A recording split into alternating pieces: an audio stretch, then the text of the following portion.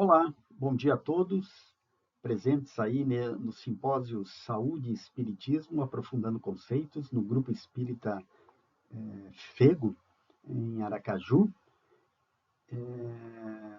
Eu, infelizmente, não pude participar diretamente aí do simpósio, que agora estou morando na cidade de Petrópolis, mas desde já eu gostaria de agradecer ao convite para essa apresentação e, na verdade, para participar de um dos capítulos desse livro, agradecendo à doutora Rosa Amélia, ao doutor André Gustavo e toda a equipe que organizou esse simpósio e também que organizou que tem organizado essa série de livros, Espiritismo e Educação, agora Espiritismo e Saúde, e ainda vem um terceiro, Espiritismo e Justiça. Então, agradecer à Associação Médica Espírita de Sergipe, à Academia de Letras Espíritas do Estado de Sergipe, ao Grupo Espírita Irmão Fego e a toda a equipe que esteve por trás dessas realizações muito importantes aí para a difusão do espiritismo no estado de Sergipe e no Brasil. Bom, nesse livro especificamente eu fiquei com o capítulo Espiritismo e Saúde, uma visão do ser integral. É um capítulo que é um tema que eu gosto bastante e que a gente também tem discutido bastante nas nossas reuniões semanais da AME Sergipe, e principalmente baseado nas obras de André Luiz e também dos autores contemporâneos que fazem parte da AME Brasil. E é um desafio, porque, na verdade, essa a elaboração, né, de um modelo de uma estrutura anatômica, né, e fisiológica dessa interface físico-etérica, realmente é um desafio, vamos dizer assim, para os cientistas do futuro, para a medicina do futuro, para a ciência do futuro. E eu acho que o Brasil e os pesquisadores da AME Brasil estão sendo pioneiros nesse sentido. Então, vamos lá. Eu organizei esse capítulo com os seguintes temas: a relação entre o ser integral e a manutenção da saúde física e mental, o ser humano integral nas visões do espiritismo e de algumas filosofias orientais, a conexão físico-etérica segundo as obras dos espíritos Emmanuel, André Luiz, Joana de Ângeles e também dos autores contemporâneos da AME Brasil, o conceito de saúde da Organização Mundial da Saúde e o conceito expandido que nos fornece a doutrina espírita. E, por fim, a reforma íntima e reencarnação dentro da evolução espiritual e, consequentemente, também da saúde do indivíduo. A gente pode começar com uma frase retirada de uma das obras da Joana de Ângeles: só há doença onde houver doentes. Para o início da discussão sobre essa estrutura da interface físico-etérica, a gente pode começar com a visão do Espiritismo sobre os corpos sutis que integram o ser integral. Então, aqui nessa figura, a gente está vendo o corpo físico, à direita, o perispírito e o espírito, o corpo físico sendo um corpo de matéria densa, o perispírito um corpo de matérias de uma estrutura semimaterial, e o espírito seria um princípio inteligente totalmente etérico. Então, à medida que você vai da direita para a esquerda, aí você vai tendo vai vendo uma eterização, né? A matéria vai ficando cada vez mais sutil e eterizada. Alguns chamam isso de matéria quintessenciada, quando a gente fala do perispírito, principalmente quando fala do perispírito. Importante aqui também nessa figura são as setas de inter-relação, que demonstram que entre esses corpos com natureza física distintas, há uma comunicação, tanto vinda do espírito, passando pelo perispírito até o corpo físico, como a volta do corpo físico, passando pelo perispírito e chegando no espírito. Quer dizer, há uma troca energética constante, e é assim, como a gente vai ver mais para frente nessa apresentação, que o espírito ele coleta essas informações utilizando o perispírito que são que vão servir para a sua própria evolução. Então, esse é o esquema que nos traz a doutrina espírita e, de certa forma, como a gente vai ver em outras figuras e outras propostas de modelos, o espiritismo, então, ele sintetiza essa organização. E é o que a gente usa, né, o que os autores espirituais geralmente usam. Aqui, por exemplo, a gente tem uma visão da yoga. A yoga, na verdade, tem vários ramos aqui. Aqui é um ramo da yoga chamado de Vedanta, e esses são os 5 koshas, que seriam esses corpos sutis. Veja, aí a gente já comparando com a visão sintética que o Espiritismo nos traz, existem mais corpos sutis. E como eu disse, cada tradição, essas do conhecimento, isso que varia um pouco. Eu imagino que quando esses estudos evoluírem mais, a gente vai ter que chegar numa linguagem comum. Não sei se esse dia vai chegar, mas isso simplificaria, né? A ciência sempre gosta de ter essas coisas mais sintéticas. Mas, de qualquer maneira, segundo o Vedanta, você teria aqui todos esses corpos, aqui a partir do corpo físico, que é chamado Annamaya Kosha, depois Pranamaya Kosha, que seria um corpo energético, depois Manomaya Kosha, que é o corpo mental, Vijnana Maya Kosha, que seria o corpo de inteligência, e Ananda Maya Kosha, o corpo de felicidade.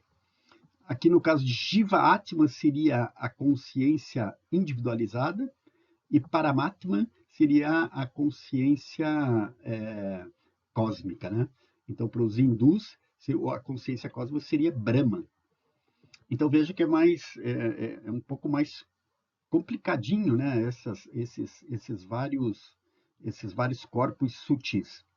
E os yogis, né, no seu treinamento, os monges budistas, eles conseguem, através da meditação e mesmo das práticas de yoga, a se elevarem, né, para esses níveis cada vez mais etéricos, né, até eventualmente ter contato com essa consciência cósmica.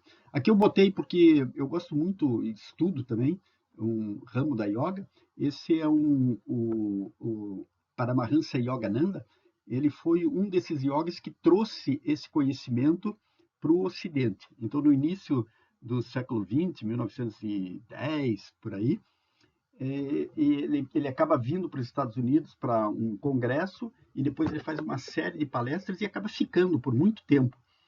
E cria, eventualmente, a Self-Realization Fellowship, que é uma irmandade de autorrealização que existe até hoje e que tem estudantes no mundo todo. Eu, inclusive, sou um estudante da Self-Realization Fellowship e eu gosto muito de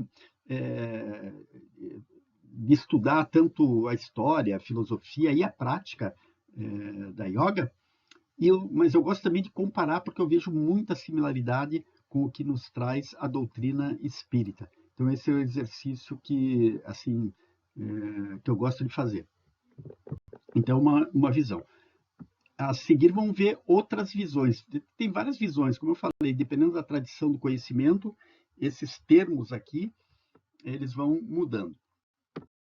Aqui tem duas visões diferentes, também com nomenclaturas diferentes. Uma é a visão da conscienciologia. Ali eu pus, entre parênteses, Valdo Vieira. Alguns de vocês, talvez todos conheçam, o Valdo ele teve um trabalho importante no início da carreira do Chico, quando o Chico ele se transferiu de Pedro Leopoldo para Uberaba. O Valdo Vieira e a doutora Marlene Nobre estavam começando seus estudos em medicina lá em Uberaba, na Universidade de Uberaba. E o Valdo Vieira tinha uma mediunidade muito exacerbada. Não igual ao Chico, mas ele tinha uma mediunidade muito forte. E, eventualmente, o Valdo Vieira, essa é uma história mais longa, não vai dar tempo para contar aqui, mas provavelmente alguns de vocês já sabem, ele se desliga do espiritismo e vai fazer como uma carreira solo. Primeiro como médico, mas depois, eventualmente, ele cria a conscienciologia, que é uma ciência, toda uma ciência, né? E o Valdo se destacava muito para o que a gente chama de projeção astral, né? Então ele cria a conscienciologia e o método utilizado na conscienciologia, principalmente, é projeciologia, essas saídas da consciência para fora do corpo. E ele também cria uma linguagem própria, até complicado de estudar a conscienciologia, porque você tem que estudar novos termos, e ele cunhou todos esses novos termos. Mas para os corpos sutis, ele também tem uma simplificação. Ele teria o soma, que é o corpo físico, aí um corpo de energia chamado energossoma, depois o corpo, o psicossoma, né? o corpo mental, e o corpo de emoções, né? E depois o mental soma, que seria o central. De certa forma, é uma simplificação maior do que o que nos traz aí a filosofia da yoga. E aqui o cordão de prata e a possibilidade dessa consciência, né, dessa alma, ou desse espírito, sair do corpo e ter encontros espirituais e tudo mais. Então, essa é a conscienciologia do Valdo Vieira. E outra visão nos traz Richard Gerb, no seu livro, um livro muito bom, Medicina Vibracional, com esses corpos sutis, né? O corpo aqui a partir do corpo físico, né? Você tem aqui um conduto central, o corpo físico, um corpo etérico, um corpo astral, um corpo mental e um corpo causal, né? Então se vê, são energias sutis, mas com uma nomenclatura um pouquinho diferente uma da outra. O fato é que não existem registros com aparelhos físicos, porque ainda não foram desenvolvidos esses aparelhos, mas existe uma literatura muito abundante falando da existência desses corpos sutis. E no espiritismo a gente tem também as evidências científicas da existência desses corpos sutis. Isso é muito importante justamente para o conceito de ser humano integral. Quer dizer, somos além do corpo físico. Então, segundo a doutrina espírita, temos um perispírito e o espírito, que seria o nosso princípio inteligente.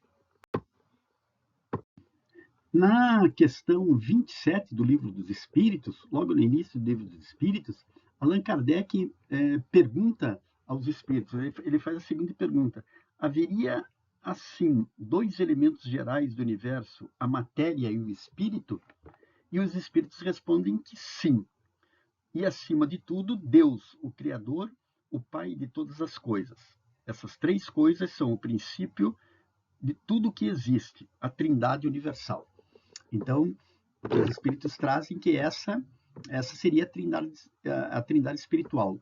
Deus, né, dando origem ao princípio inteligente e ao fluido cósmico universal, que seria o gerador da matéria, de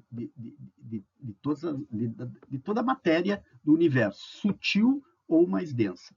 Então, resumindo, o ser humano integral é constituído de uma porção do princípio inteligente, individualizada, e outra de matéria, que se aglutina ao redor da primeira, que seria o perispírito, um termo cunhado por Allan Kardec.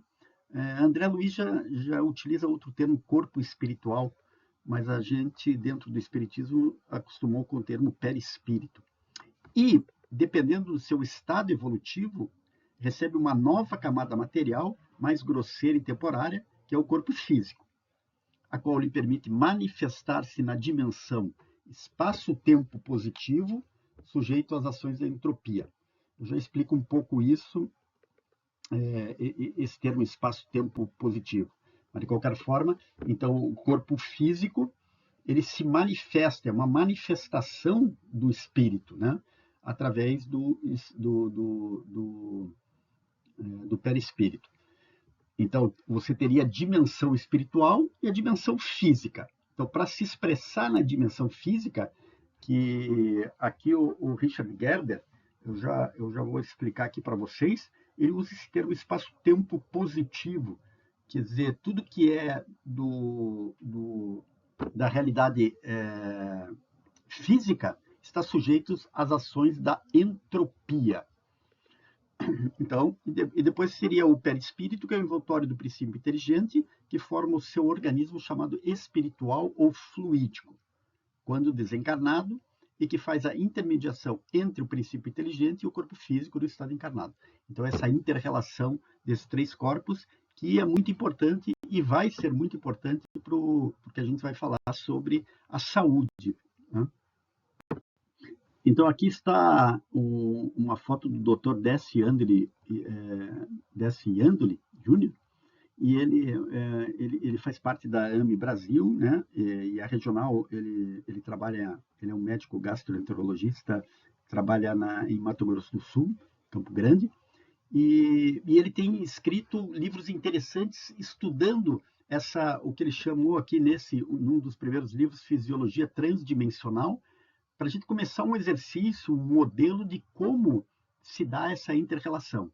Depois ele expande isso em outro livro, que inclusive a gente discutiu nos nossos encontros aqui semanais que a gente tem na AME Sergipe, da alma ao corpo físico. Então, isso que eu chamo desses pesquisadores contemporâneos que estão contribuindo para essa nova ciência, na verdade. Isso aqui seria uma biologia, uma biofísica, uma medicina do futuro, né? E realmente esses pesquisadores, eles têm feito um trabalho muito interessante nesse sentido. Então, aquela denominação de espaço-tempo positivo, o doutor Décio também usou nos seus livros, tirando lá daquele livro Medicina Vibracional, que eu mostrei ali, os corpos sutis, e que é usada para as coisas dessa realidade física que está sujeita à entropia. Vocês lembram? Entropia é uma lei da física que mede a desordem de um sistema. Então, tudo que é tudo que é material, tudo que é físico está sujeito às ações da entropia. Mas aqueles corpos, o perispírito, por exemplo, e o espírito, que não são mais desse domínio físico, são do domínio espiritual, eles já não sofrem mais ação da entropia. Então, o espírito, a gente sabe que o espírito ele é indestrutível, ele é eterno. Então, ele não se degrada pela ação da entropia. E a isso ele chama, a esse domínio, ele chama de espaço-tempo negativo.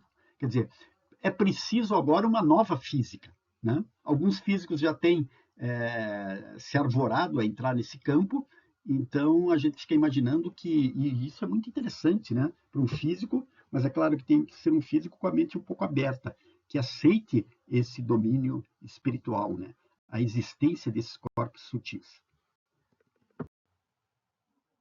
Então, a gente vai começar a discutir essa estrutura que é importantíssima para o nosso entendimento do ser integral, que seria o perispírito, que faz essa interface entre o corpo físico e o corpo e o espírito, né? Essa troca de informações é mediada pelo perispírito. Então, é uma estrutura muito importante e vários pesquisadores têm estudado e proposto modelos, né? A gente vai ver aqui especificamente o modelo proposto pelo pesquisador brasileiro Dr. Hernani Guimarães Andrade, que é um modelo organizador biológico. E para que a gente tenha alguma base para começar o estudo de uma estrutura importantíssima, assim, para a gente compreender essa organização do ser integral. Então, a mentora Joana de Ângeles, no livro O Ser Integral, um dos livros da série psicológica de Joana, a psicografia de Valdo Franco, ela fala sobre o perispírito. Veja, de importância máxima no complexo humano é um moderno modelo organizador biológico, que se encarrega de plasmar no corpo físico as necessidades morais e evolutivas através dos genes e cromossomos, pois que, indestrutível, eteriza-se e se purifica durante os processos reencarnatórios elevados. Então, a mentora Joana ela dá uma definição bem interessante, uma, relacionando, né, o perispírito com essa nossa evolução espiritual, através dos ciclos de encarnação e reencarnação. E isso promove, né, essa evolução a evolução do princípio inteligente. Então, aqui está uma foto do Dr. Hernani Guimarães Andrade, que foi o criador desse modelo organizador biológico. O Dr. Hernani, ele foi um pesquisador importante e conviveu muito até com o Chico, era amigo pessoal de Chico Xavier, e era muito próximo ao espiritismo no Brasil. E ele desenvolvia pesquisas científicas sobre esses fenômenos, mediunidade, reencarnação, todos esses fenômenos que alguns chamam de fenômenos anômalos, e ele teve uma contribuição muito importante para a criação desse modelo. Talvez seja o único modelo no mundo, até hoje, criado para, claro, tirando essas filosofias orientais que a gente falou, mas um modelo para estudo, né, vamos dizer assim, no Ocidente, para o início de estudo desses corpos sutis. Então, aqui à direita está uma representação desses corpos sutis. Aqui você teria o corpo físico, entre ele o corpo vital e o corpo astral, e essa região formaria o que ele chamou de zona anímico-perispíritica da personalidade, ou perispírito, como está dito aqui nessa figurinha mais à esquerda aqui. Então, basicamente o modelo organizador biológico é isso. E muitos autores têm utilizado esse nome, inclusive Joana de Ângeles, como um sinônimo de perispírito. Então, o modelo organizador biológico seria o perispírito. Mas aqui, na verdade, segundo o modelo dele, seria uma parte do modelo só. O perispírito seria uma parte do modelo. Vocês veem aqui está um pouco pequeno, mas você vê que tem uma evolução no tempo também, uma ontogênese aqui do indivíduo à medida que ele se desenvolve. Então, o modelo é um modelo muito interessante, complexo. O Dr. Hernani Guimarães Andrade ele nunca foi vinculado a uma universidade ou a um instituto de pesquisa né, federal, estadual, mas ele criou o próprio laboratório. Na verdade, ele criou um instituto de pesquisas psicobiofísicas.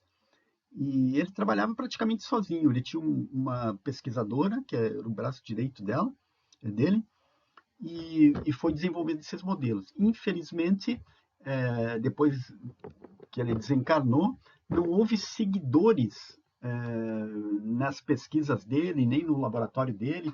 Hoje provavelmente existe como um museu esse antigo instituto de pesquisas psicobiofísicas, mas não houve, vamos dizer assim, gente que deu continuidade a isso, infelizmente, né? Mas o Dr.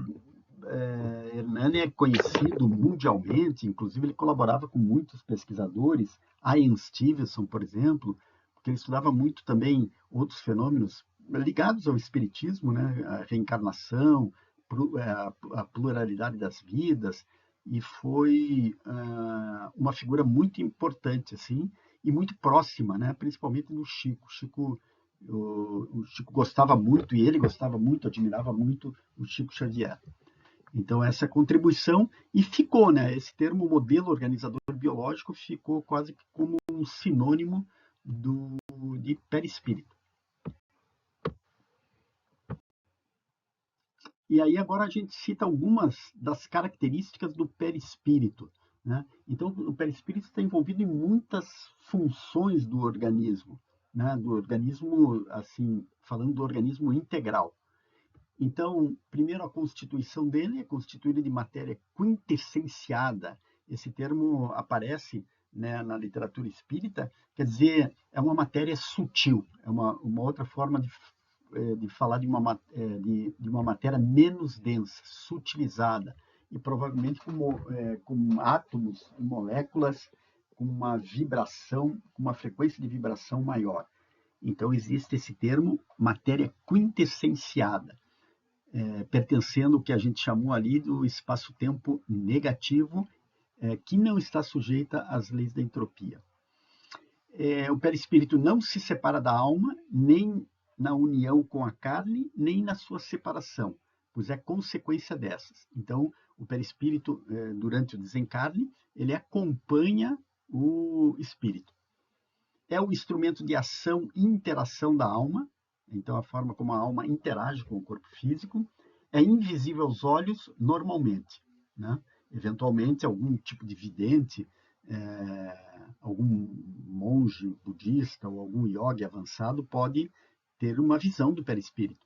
Pode condensar-se alterando o seu arranjo molecular e combinar-se com outros fluidos, utilizando o que a gente chama de ectoplasma, podendo tornar-se visível e até mesmo tangível, aparições e materializações. Então, tem várias evidências científicas ao longo da história. William Crookes, que foi um prêmio Nobel de Física, que estudou raios catódicos, o Alfred Russel Wallace, que foi criador da teoria da evolução junto com o Darwin. O Wallace era espiritualista. Outro pesquisador, Aksakoff, e mais recentemente o Dr. Paulo César Fructuoso, que trabalha, né, um médico cardiologista importante do Rio de Janeiro. Então, ele é professor da UERJ e outras universidades, mas ele participou junto, começou com o pai, né, no lar São Luís, que é um centro espírita, né, apesar de ser uma instituição católica, e lá ele teve muitas vivências ao longo de muito tempo em relação às materializações e às curas espirituais, e acabou que há uns anos atrás ele começou a publicar essas experiências. E já tem, acho que cerca de 20 livros já publicados, e é um relato muito interessante, porque ele é um cardiologista, né? Portanto, um cientista, um médico cientista, de uma reputação importante, né? Na área médica, e que vem revelando essas experiências que ele teve, especialmente com as materializações e as materializações com cirurgias espirituais. O perispírito está sempre presente, no entanto, as partículas da matéria que o constituem permanecem em contínua renovação. Então, o perispírito se adapta à atmosfera daquele planeta onde está o ser encarnado, né? E tem uma plasticidade muito grande. Então, essas são algumas das características importantes do perispírito, entre outras. Esse aqui eu tirei desse livro, O Fotógrafo de Espíritos, mostrando alguns casos, né, como que ocorre essa materialização. E aqui a gente está vendo essa substância leitosa aqui já se materializando numa mão, por exemplo, e o médium aqui em transe profundo e alguns espíritos materializados. Mas hoje em dia, como falei, isso está cada vez mais raro, assim, de você observar em centros espíritas. Então, reunindo todas essas características, podemos tirar algumas conclusões sobre o perispírito. O perispírito é matéria, é inerte, não pensa, não sente, não percebe, não tem inteligência. A alma é o princípio inteligente individualizado e estará sempre ligado ao seu perispírito, parte integrante do espírito e a partir do qual a alma se manifesta e se relaciona com o universo. No encarnado, o perispírito é o intermediário entre a alma e o seu corpo físico. No desencarnado, o perispírito constitui o seu organismo fluídico. O perispírito é oriundo do fluido cósmico universal, portanto, um tipo de matéria, né? Matéria sutil, retirado do meio. Portanto, varia de acordo com o mundo que habita e com as características morais da alma a qual se aglutina por afinidade. O perispírito é uma consequência do princípio inteligente individualizado. Aqui, novamente, a mentora Joana de Ângeles, ela comenta sobre o perispírito, ainda no livro Ser Integral. Então, diz Joana, nesse admirável amálgama da integração dos mais importantes insights das doutrinas psicológicas do Ocidente com as tradições esotéricas do Oriente, agiganta-se o Espiritismo.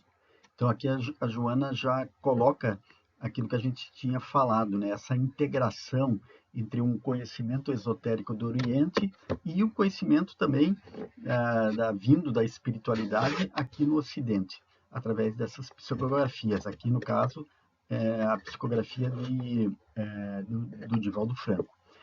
Então, agiganta-se o Espiritismo, pioneiro de uma psicologia espiritualista, dedicado ao conhecimento do homem integral na sua valiosa complexidade.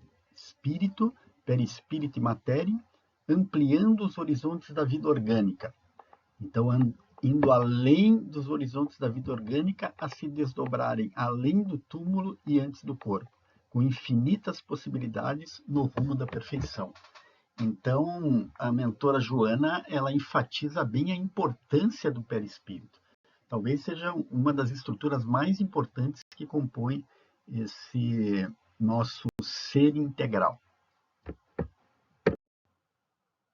Conhecido um pouco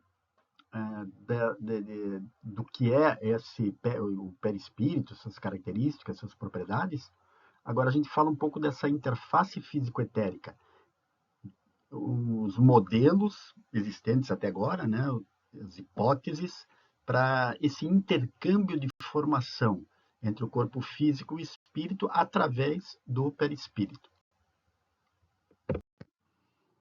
Essa figura, eu gosto dela porque ela mostra, de um lado, o corpo de energia sutil à esquerda, e esses conhecimentos vêm lá dessas filosofias orientais, apresentando os chakras, né? Embora os chakras ainda a gente não tenha como medir com nenhum equipamento, né? Tem havido tentativas, né? Mas ainda não a ciência, vamos dizer assim, a ciência dura não conseguiu registrar essas energias, né? São vórtices de energia, os chakras, mas que isso já é conhecido há muito tempo. E o Espiritismo também, principalmente nas obras de André Luiz, vai falar desses centros de força, os centros de energia. Então, à esquerda você tem o corpo de energia sutil, com esse mapeamento dos chakras aí, e aqui, à direita, o corpo físico do sistema nervoso autonômico.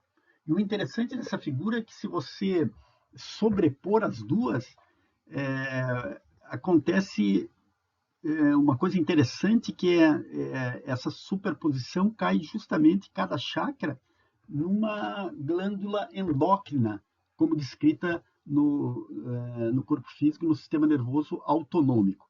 Então, seria possível intermediação, né, entre o que seria a energia sutil e com o corpo físico. Depois a gente vai falar do modelo proposto pela doutora Irvênia Prada, de como que ocorre. Então, existe uma hierarquia aí. Aqui no meio, a gente está fazendo um exercício disso, o circuito energético. Você teria o prana, ou fluido cósmico universal, entrando pelo chakra coronário, que é esse chakra aqui do topo da cabeça, em comunicação com o chakra frontal, aqui que é o ágina, esse ponto aqui na testa, entre as duas sobrancelhas, e depois sendo distribuído para os diferentes chakras, né? Aqui ele está dando o exemplo do coração, vai para o chakra cardíaco, né? Coração, né? Então você tem a ligação entre, na verdade, o prana, ou fluido cósmico universal. Prana é uma denominação vinda do hinduísmo, né? Da ciência da yoga, por exemplo, ou Qi, vindo da medicina tradicional chinesa, e esse prana, né, essa energia vital, entraria através dos chakras e chegaria até o corpo físico. Então, o que seria um conceito de saúde integral já nesse nível aqui? Seria um equilíbrio entre essas energias dos chakras. Então, tem várias terapias alternativas onde você pode trabalhar o equilíbrio desses chakras. E o desequilíbrio, eventualmente, atingiria aquela região, uma determinada região do corpo físico. Então, você vê que o modelo ele vai evoluindo até que a gente consiga ter um quadro bem coerente. Mas essa figura aqui, ela já dá, eu acho que contribui bastante, né? Essa correspondência entre as glândulas endócrinas que controlam todo o sistema vegetativo, né, do ser humano, e os chakras colocados em posições estratégicas ali, né? Aqui, no caso, esses 7 chakras, né? E aqui esse slide eu tinha usado para outra coisa, mas os processos de meditação, eles normalmente eles equilibram esses chakras e isso acaba se refletindo no corpo físico. Então, aqui a gente vê que já tem uma hierarquia, desde um chakra coronário, desde uma energia cósmica, passando pelo chakra coronário e se distribuindo por todos os chakras, né? Então, você já começa a ter uma integração de um conhecimento que vem lá do Oriente, mas que também é adotado pela doutrina espírita, até os avanços da ciência, né? No caso aí, da fisiologia humana. Então, como eu falei, ali está um exemplar Esse livro é muito bom. A gente também discutiu nas nossas discussões semanais. Cada ano a gente escolhe 2 livros para discutir na Associação Médica Espírita de Sergipe. E em um desses anos, a gente discutiu o cérebro triuno.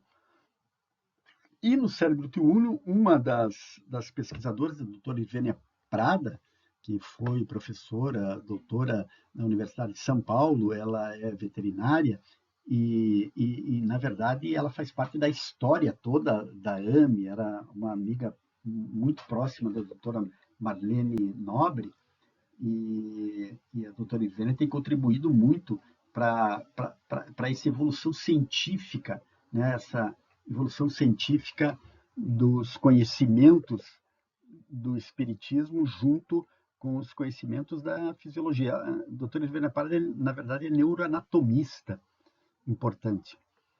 E aí, nesse livro, ela vai contribuir no final do capítulo dela, ela escreveu o primeiro capítulo, e no final ela faz uma síntese com um modelo. Aqui é novamente um modelo, onde ela propõe essa inter-relação, desde o espírito, quando a gente fala lá no centro coronário, né? Na verdade, o centro coronário está canalizando uma ação que vem do espírito, né? Então, ela coloca ali, né? Ela vai usar 4 desses modelos que vão ficando cada vez mais complexos. Então, aqui no primeiro, seria a atuação do espírito sobre o centro coronário.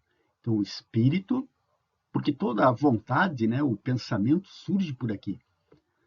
O nosso livre-arbítrio está por aqui, na verdade. O espírito, através do perispírito no centro coronário, interagiria com o centro cerebral, que seria esse segundo chakra, né, o chakra frontal. Ele influenciaria o córtex cerebral físico já.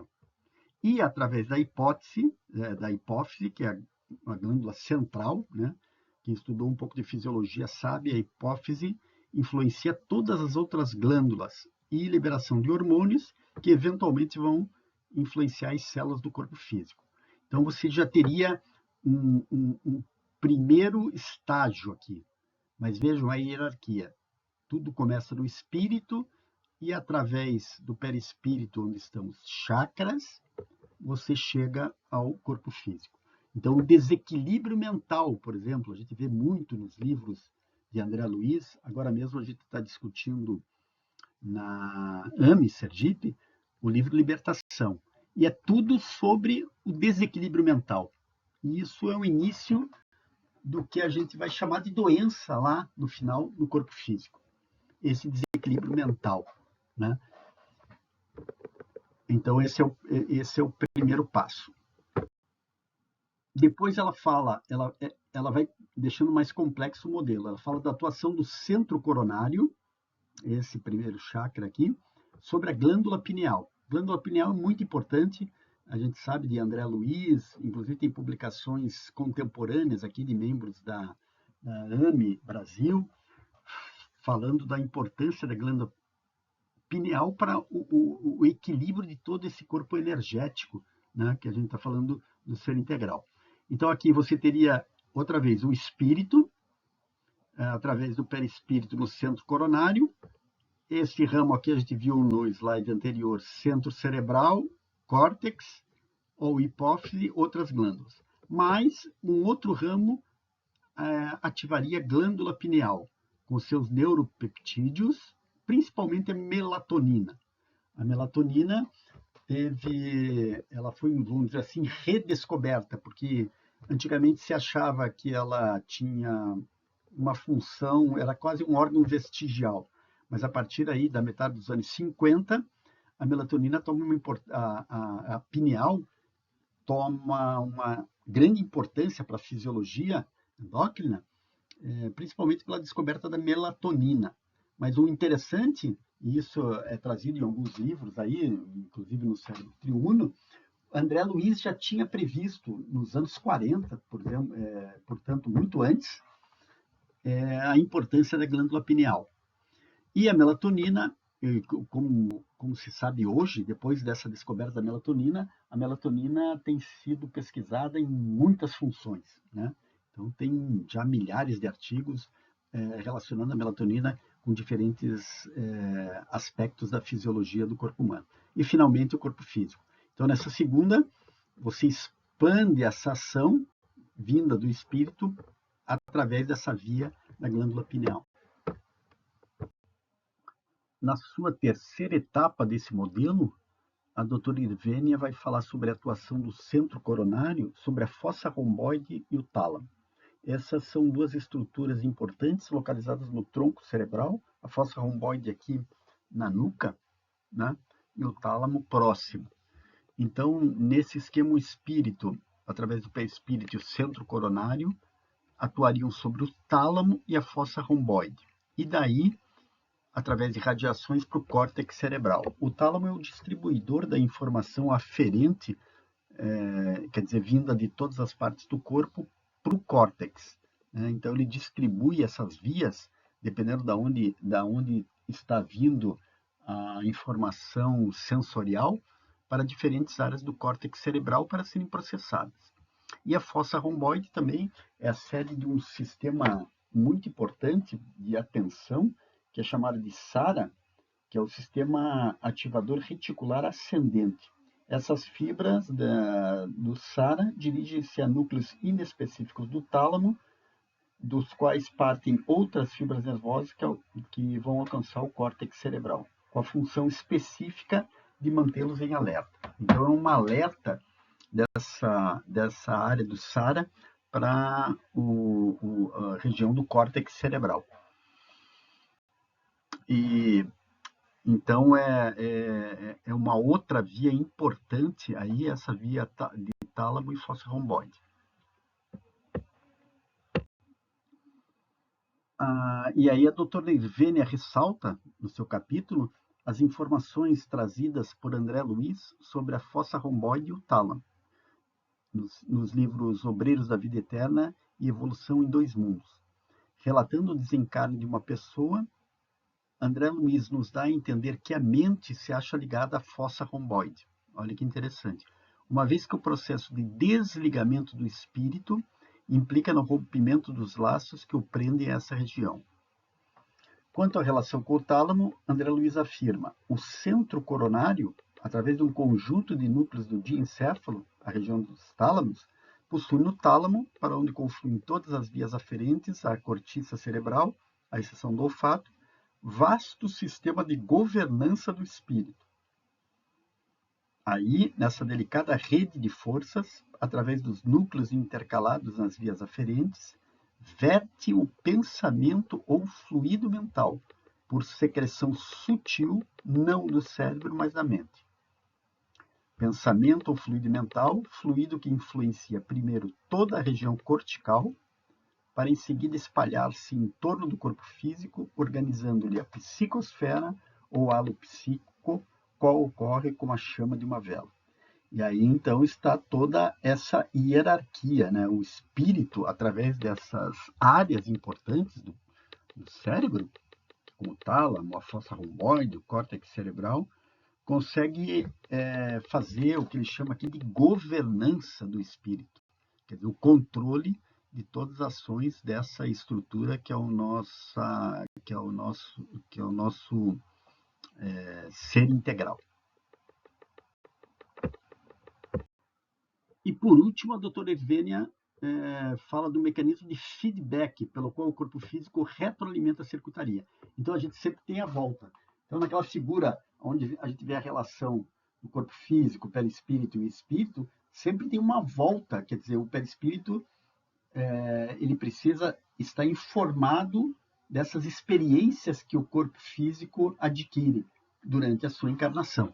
Então, esse tálamo é importante também na volta aqui, desde o corpo físico, através das vias sensoriais, quase todas as vias sensoriais passam de volta para o tálamo, né, e voltam para o córtex cerebral.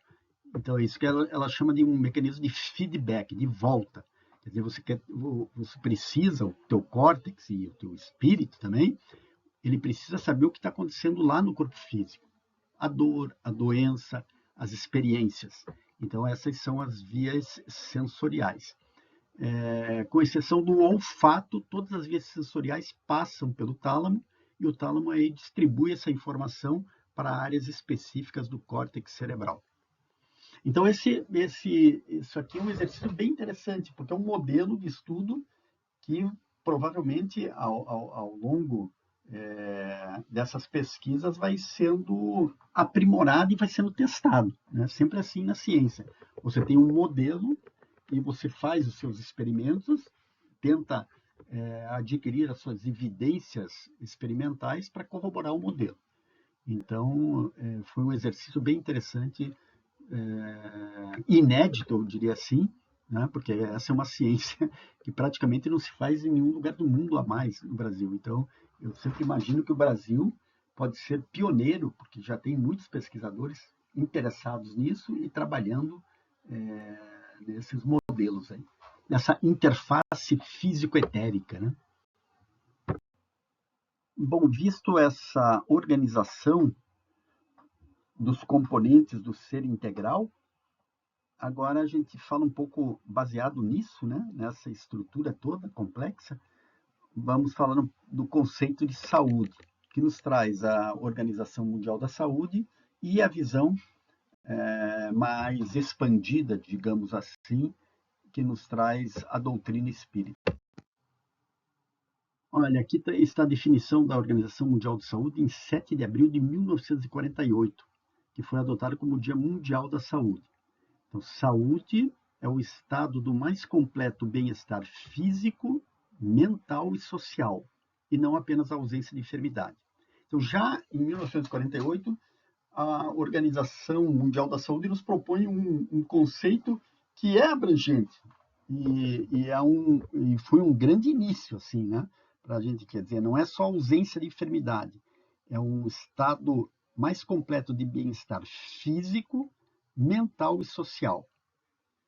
Esse foi, na verdade, é o conceito que vale até hoje, né? Então, dentro desse conceito, você tem aspectos biológicos, que é relacionados ao funcionamento do corpo físico em si. É a ideia que geralmente a gente tem, a ideia geral que a gente tem de saúde, saúde do corpo físico. Psíquicos, importante aqui, porque dentro do espiritismo a gente sabe que a mente não está sob o controle do cérebro físico, mas a mente é um produto do espírito. Então, já esse conceito psíquicos aqui, relacionado aos processos mentais, é muito importante nessa definição. Sociais, relativos às relações humanas, né, a nossa vida em sociedade. Então, daí depois, o próprio Décio Iandoli, no livro dele, ou em alguma das suas palestras, ele fala da expansão do conceito. A gente queria, principalmente hoje ainda, né, nessas últimas décadas aí, incorporar nesse conceito os fatores ecológicos e principalmente os espirituais. Ainda a Organização Mundial de Saúde não incorporou esses aspectos espirituais, que estão muito relacionados aos aspectos psíquicos, a gente sabe, principalmente dos livros de André Luiz, mas isso ainda não consta lá da definição oficial da Organização Mundial de Saúde. Mas esse é o conceito que a gente trabalha, né? É o estado do mais completo bem-estar físico, mental e social, e não apenas da ausência de enfermidade. Que já é um certo avanço, né? Aí, aos poucos, a gente começa com uma visão mais holística da saúde. No ano de 2006, por exemplo, no Brasil, o Ministério da Saúde cria a Política Nacional de Práticas Integrativas e Complementares de Saúde, que é a Portaria Ministerial 971, de 3 de maio de 2006, do Ministério da Saúde, 2015.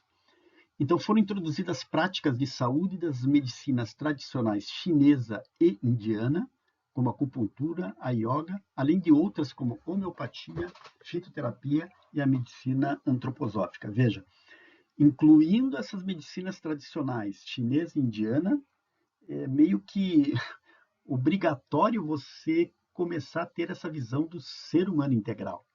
Porque se a gente vai falar de chakras, de nadis, dos meridianos de acupuntura, a gente já está falando de uma energia mais energética.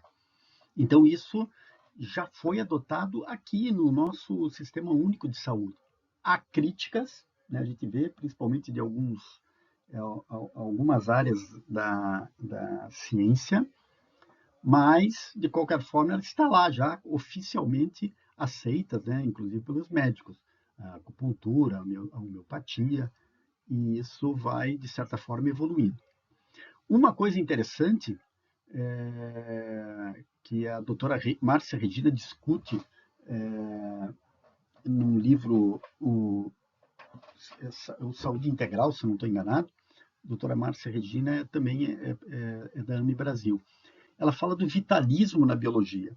Essas práticas holísticas, elas normalmente utilizam o conceito de energia vital ou sutil. Quando eu falei de prana ou do chi, essas práticas implicam a existência dessa energia vital sutil.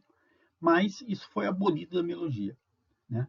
Então, energia vital sutil como agente primário envolvido na cura do corpo físico e que atuaria via os diferentes níveis energéticos que compõem o ser integral, que foi toda aquela anatomia energética que a gente discutiu agora.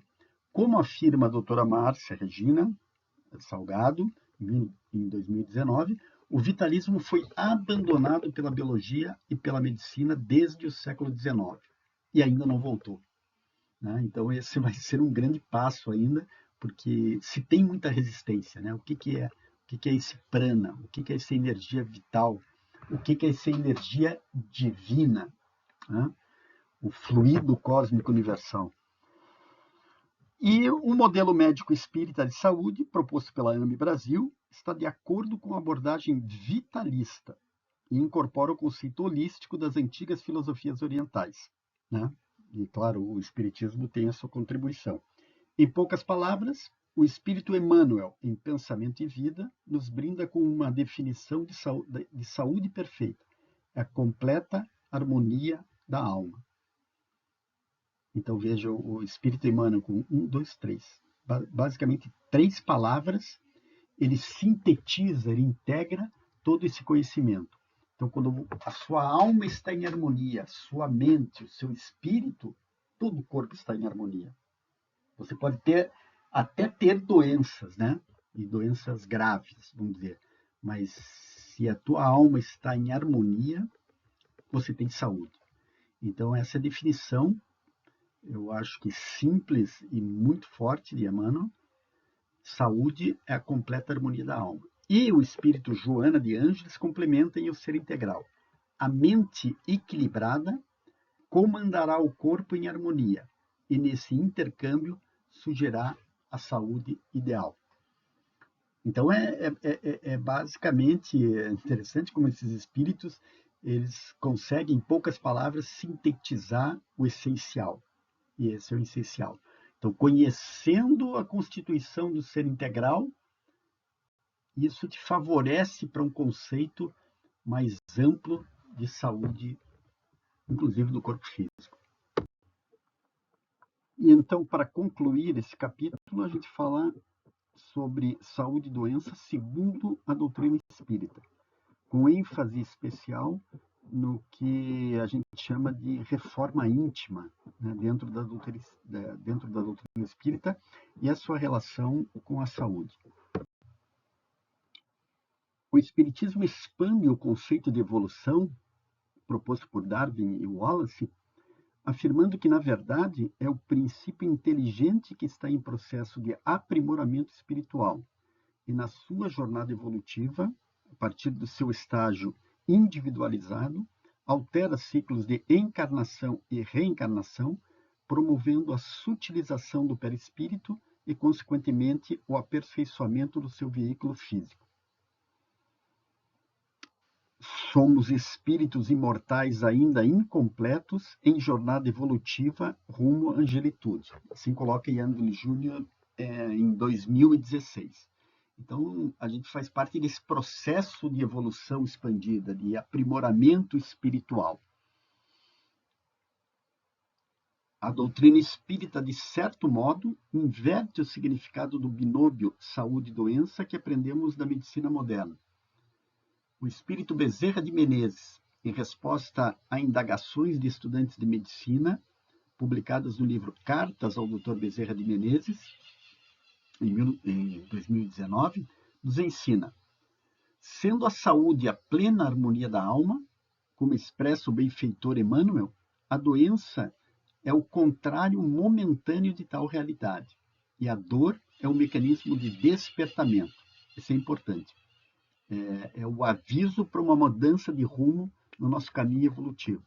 É o convite para que o espírito retorne à sua busca de saúde. Portanto, a dor e a saúde são efêmeras perante a eternidade da vida, e a sua apreensão e seu modo de expressá-los estarão diretamente ligados ao modo de percebê-las, a partir das crenças da própria individualidade. Então, muito importante essa mensagem do Dr. Bezerra para os alunos de medicina. Assim que foi construído esse livro, os alunos de medicina do departamento da AME, do departamento acadêmico da AME, enviaram perguntas ao Dr. Bezerra de Menezes, que foram respondidas através de médiums para os estudantes. Então, enfatizando que, na verdade, doença, né, os percalços da vida, são maneiras que a gente tem para melhorar, né, para fazer a nossa reforma íntima e contribuir assim para a nossa evolução espiritual, acelerando, na verdade, o nosso processo de evolução espiritual.